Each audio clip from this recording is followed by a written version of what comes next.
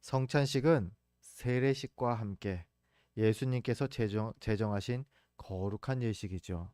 딱 두 개의 예식만 예수님께서 이것을 행하라라고 명령하셨다라는 겁니다.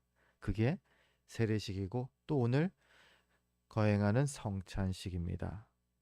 물론 성찬식은 세례 교인만 참석하는 것이 그 개혁 기독교의 전통입니다.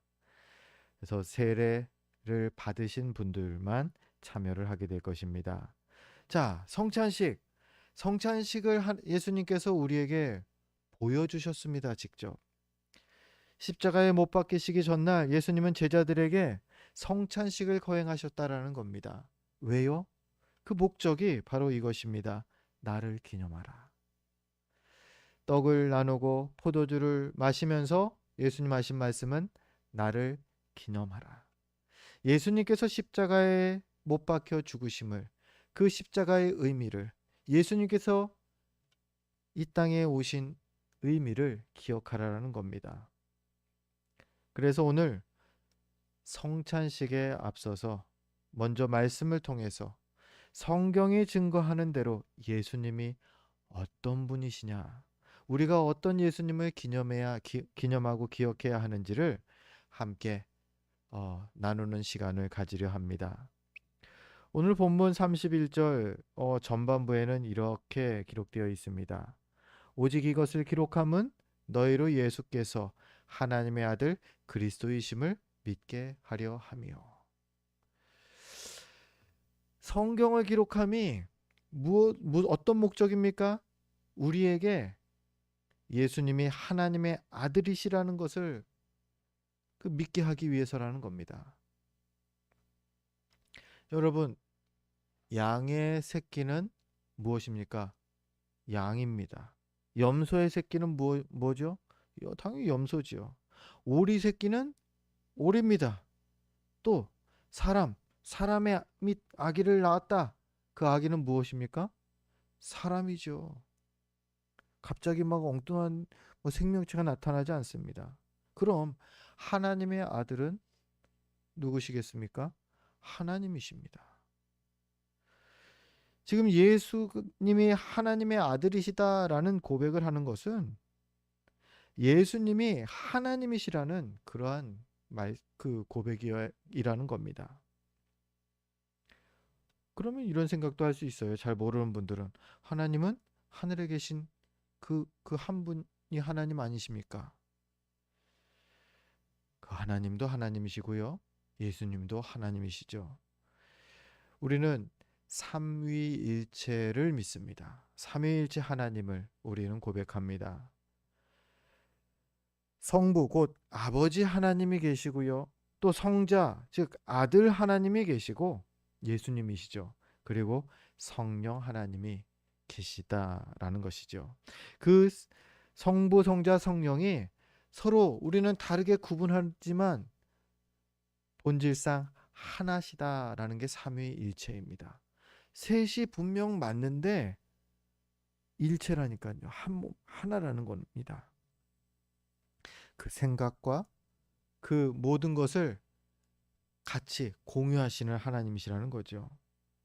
보통 근데 사람들은 하나님도 인간처럼 아버지가 아들을 태어나게 했다라고 그렇게 생각하기 쉽습니다. 사람들은 그렇게 생각합니다. 왜요? 다들 그렇게 태어났으니까요.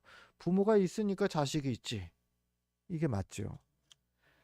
하지만 성경은요, 성부 하나님과 성자 하나님의 그 시작에 대해서 처음부터 함께 계셨다라고 증언합니다. 성부가 성자를 낳았다라는 표현은 성경에는 없어요. 그래서 굳이 아버지니까는 아들을 낳았겠지. 아버지가 먼저시겠지. 그럼 아들도 인간과 똑같은 피조물이다라고 주장하는 이단들이 있습니다. 우리는 성경대로 믿기 때문에 그렇게 말하지 않습니다. 성경은 성부와 성자가 처음부터 같이 있었다라고 거기서부터 시작한다라는 거예요.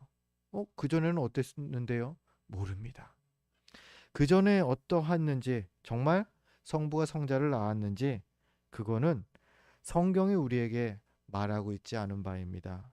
즉, 그거는 우리가 구원받는데 중요한 내용은 아니라는 것이죠.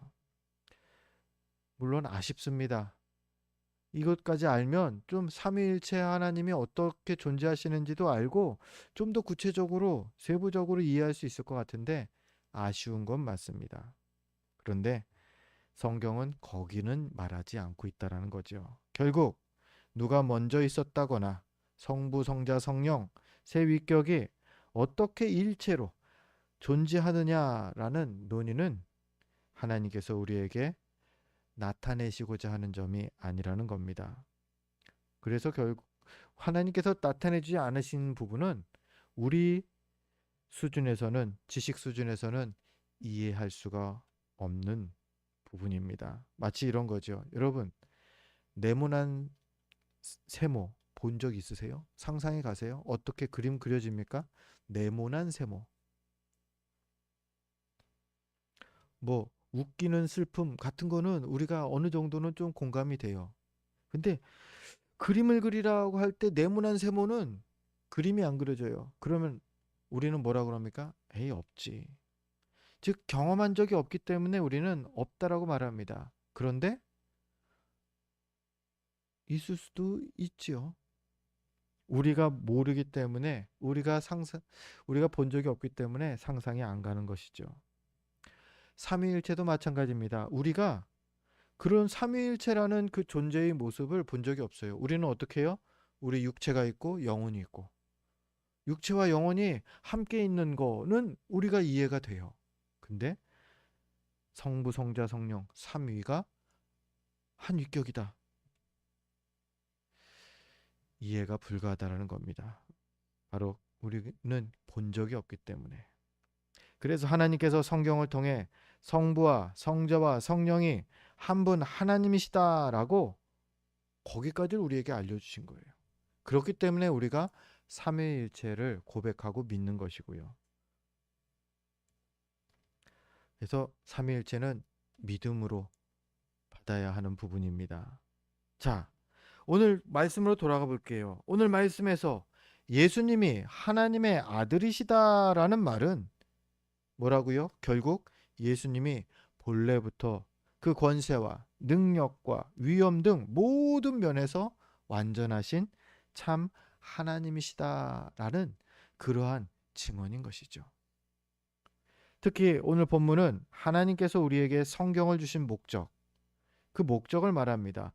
오직 이것을 기록함은 뭐라고요? 예수께서 하나님의 아들이심을 믿게 하기 위해서다. 하나님이, 예수가 참 하나님이시다라는 이 진리를 우리에게 믿게 하는데 성경의 기록된 목적이라는 겁니다. 그리고 동시에 또 한 가지를 믿게 하는 것이라고 말하죠. 바로 하나님의 아들이실 뿐만 아니라 예수께서 그리스도이심을 믿게 하는 겁니다. 그리스도다. 예수가 그리스도다? 예전 말씀드린 적이 있습니다. 저는요, 청년 시절까지, 아니 신학을 하기 전까지 그리스도가 예수님의 성인 줄 알았어요. 예수가 이름이고 그리스도가 성인 줄 알았어요. 아니죠.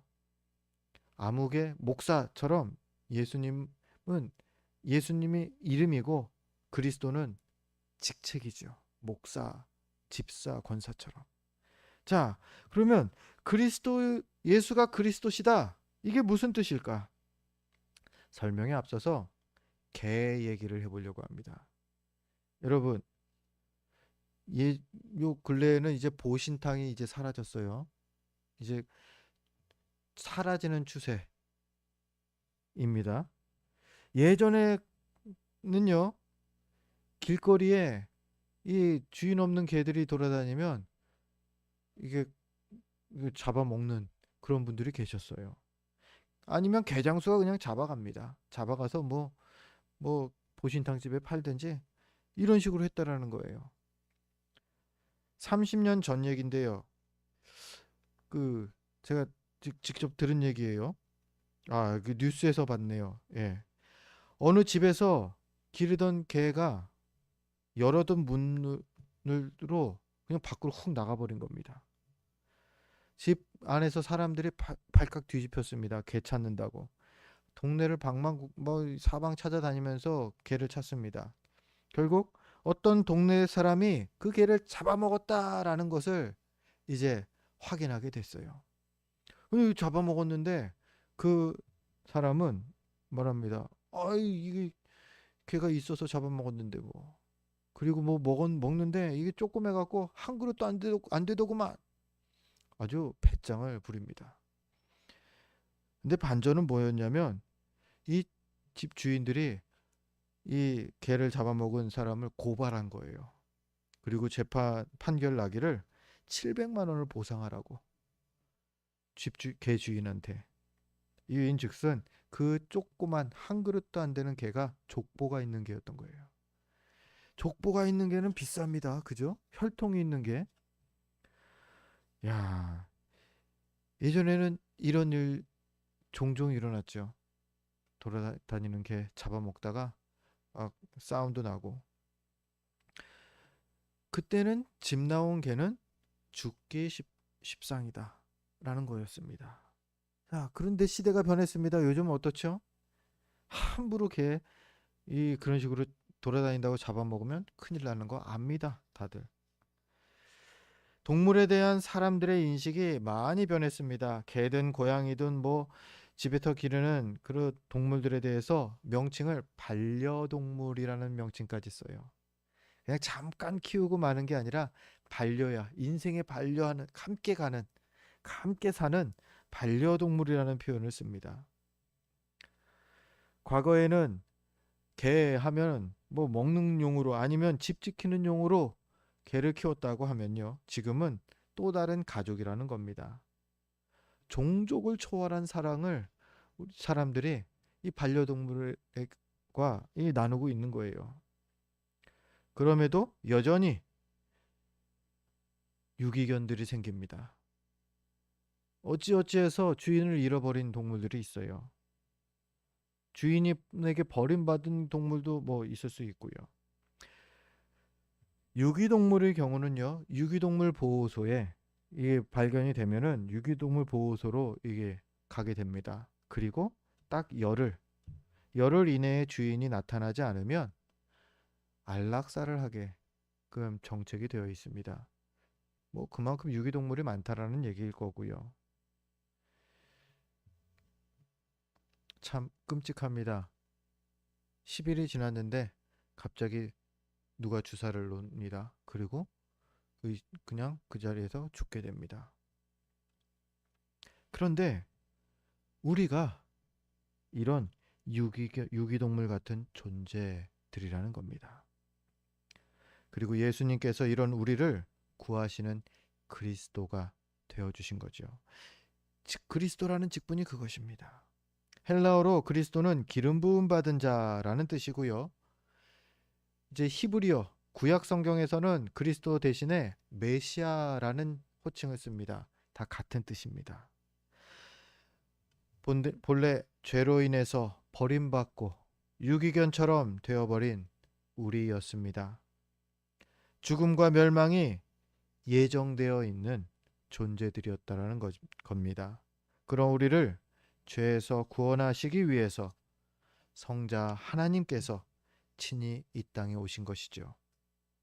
그리고는 예수를 그리스도로 믿고 고백하는 모든 이들을 감히 거룩하신 우리 하나님의 양자로 입양되게 하신 겁니다.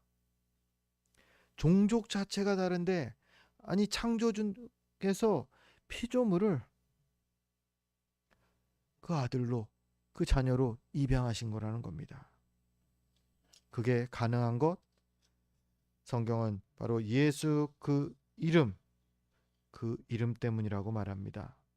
31절 후반절에는 이렇게 기록되어 있지요. 또 너희로 믿고 그 이름을 힘입어 생명을 얻게 하려 함이니라. 우리가 어떻게 생명을 얻는다고요? 우리가 영원한 생명을 어떻게 얻게 되는 거라고요? 그 이름에 힘입어서 바로 예수 그리스도의 이름, 그 이름이 우리에게 생명을 주시는 이름이라는 겁니다. 우리 유기견 얘기를 말씀을 드렸습니다. 동물 중에 10일 이내 입양이 되면 산다라는 것을 또한 알려드립니다. 주인이 안 나타나도 10일 이내에 누가 내가 얘를 키우겠습니다 라고 한다면 그 유기견은 죽지 않는다라는 겁니다. 뭐 근래 TV를 보니까 이런 유기견들을 이제 입양해서 키우는 경우가 종종 이게 나옵니다. 근데 이 유기견을 입양한 그 주인은 뭐 아무나 그냥 가져가라고 안 합니다. 심사를 하죠. 그 심사에 얘를 키울 만한 자격이 있다, 통과가 되면 그것을 보냅니다.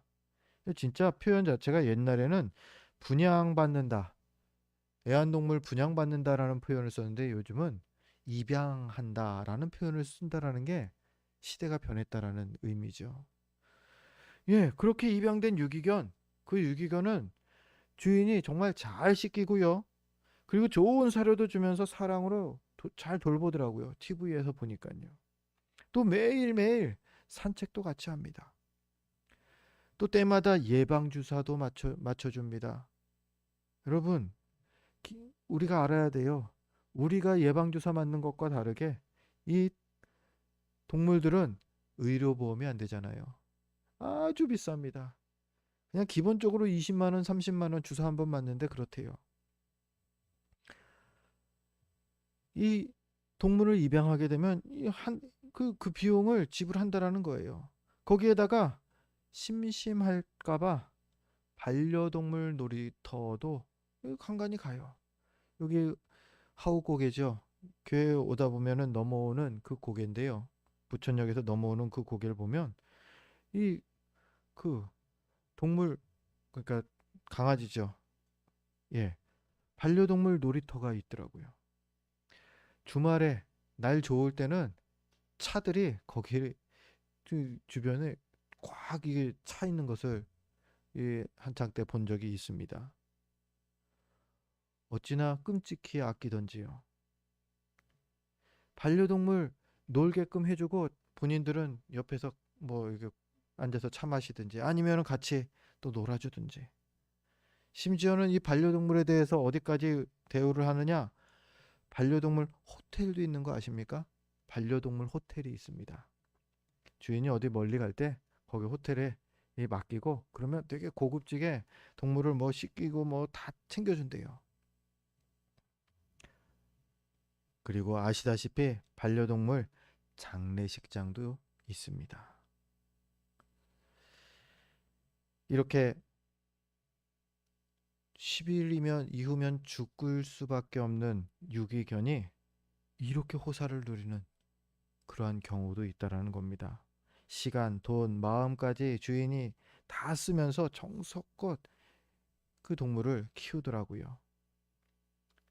유기동물이 죽음 직전에 입양돼서 새 생명을 얻고 또 가족처럼 사랑과 돌봄을 받게 된 것입니다. 마치 양자를 입양하듯이 가족을 데려오듯이 심사부터 해갖고 돌봄의 모든 과정이 꼼꼼하다라는 겁니다. 진짜 사람처럼 동물을 가족같이 대하는 시대가 지금 시대입니다. 이게 좀 불편한 생각도 들 수가 있고요. 조금 납득이 안 되는 그러한 마음도 들 수 있습니다. 근데 이 예를 말씀드리는 게 바로 우리가 이런 유기견 같은 존재이기 때문입니다. 예수님도 우리에게 이런 새 생명의 길을 열어주신 것이죠. 그리고 그 이름을 부르는 모든 자들에게 이 생명의 은혜를 주시겠다 약속해 주셨습니다. 누구든지 말이죠. 로마서 10장 13절이 그 약속을 기록하고 있습니다. 우리 주보를 보면서 로마서 10장 13절 말씀 함께 읽겠습니다.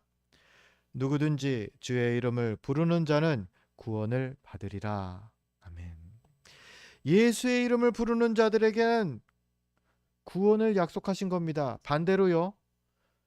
이름을 부르면서 찾는 예수님 붙잡는데 구원을 못 받는 사람이 있다? 그거 뭡니까? 이 말씀이 이 약속이 을 어기시는 게 돼요. 우리 하나님은 약속을 어기시는 하나님이 아니십니다. 즉 우리가 예수의 이름을 부르며 그 이름 붙잡고 끝까지 나아가면요. 반드시 구원을 받는다라는 것이죠. 근데 간혹 오해하는 경우가 있습니다. 예수 그 이름에 이 능력이 있는데 이런 표현들을 씁니다. 능력이 많은 목사님, 큰 능력이 일어나는 교회.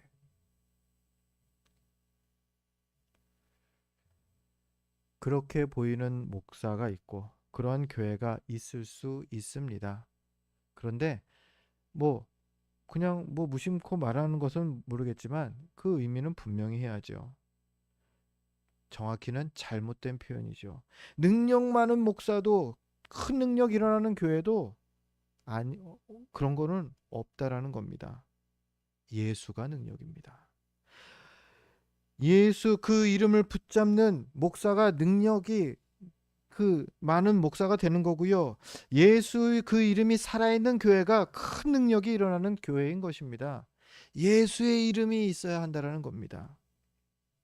오직 그 이름에 능력이 있는 것입니다. 제 말씀을 정리합니다. 예수님은 하나님의 아들이시고 그리스도 되십니다. 이 사실을 예수님의 제자 베드로도 똑같이 고백했죠. 마태복음 16장 16절 말씀인데 우리 주보를 보면서 16절 말씀 함께 읽습니다. 시몬 베드로가 대답하여 이르되 주는 그리스도시요 살아계신 하나님의 아들이시니이다. 아멘.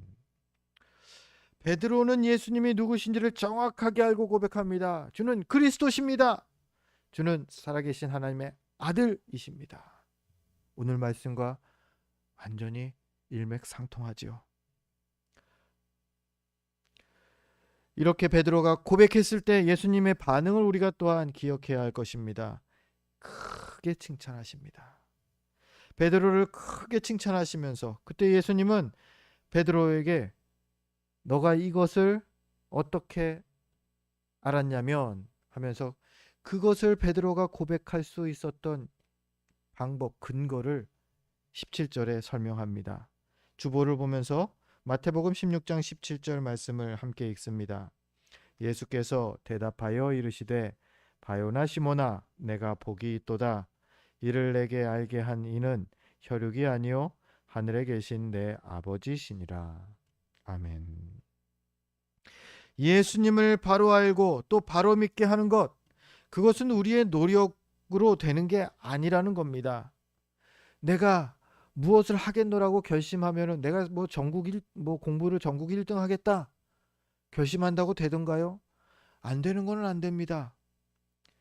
특별히 믿음에 대해서도 성경은 말합니다. 내가 이제 오늘부터 믿음 정말 아주 굳센 믿음으로 신앙생활 할 거야 한다고 해서 바로 돼버리는 게 아니라는 겁니다. 우리가 예수님을 바로 알겠다라고 결심한다고 해서 내가 바로 알게 되는 게 아니라는 겁니다. 그 의지가 결심이 흐트러질 수도 있고요. 그리고 바로 알지 않고 잘못된 것을 접해서 잘못 알게 될 수도 있다라는 거죠. 누가 이것을 예수님을 바로 알게 하십니까? 그것은 오직 하늘 아버지께서 은혜를 주실 때 가능한 것이라는 겁니다. 이를 내게 알게 한 이는 혈육이 아니요 하늘에 계신 내 아버지시니라. 그러니 날마다 우리는 주님께 은혜를 구해야 하겠습니다. 내가 이것을 해야지 보다는요, 이것을 할 수 있게 주님 은혜를 주옵소서. 내 믿음이 더욱더 굳건해질 수 있도록 은혜를 주옵소서. 지금 내가 예수님을 요만큼 알고 있는데 예수님을 이만큼 더 많이 알 수 있도록 도와주옵소서. 주님의 은혜를 구하는 것입니다. 우리가 오늘 성찬 예식을 거행합니다. 성찬 예식, 예수님을 기념하는 날인데 예수님이 누구신지도 모르는 채로 성찬식에 참여하게 된다? 참 부끄러운 거죠. 아니, 애석하게도 딱 아는 만큼만 은혜를 주십니다. 잘 모르고 성찬식에 참여한다? 은혜가 많을 수가 없어요. 아, 오늘 왜 이런 걸 또 하지? 이게 뭐길래? 반대로요. 예수를 더 알아갈수록 예수가 나와 무슨 관계가 있는지 더 깊이 깨달아 알게 될수록 이 성찬 예식은 우리 가운데에 더 깊은 은혜를 경험케 할 것입니다. 바라기는 깨닫는 은혜를 주님께 구하시고요. 믿음의 은혜를 또한 구하시고 또 삶 가운데 베푸시는 세세한 그 도우심의 은혜를 구하시기 바랍니다. 그렇게 주시는 은혜로 말씀 중에 또 성찬 예식 중에 예배 중에 또 우리의 모든 인생 가운데 더욱더 풍성한 은혜를 누리게 되는 저와 여러분 되시길 주의 이름으로 축원드립니다. 기도하겠습니다.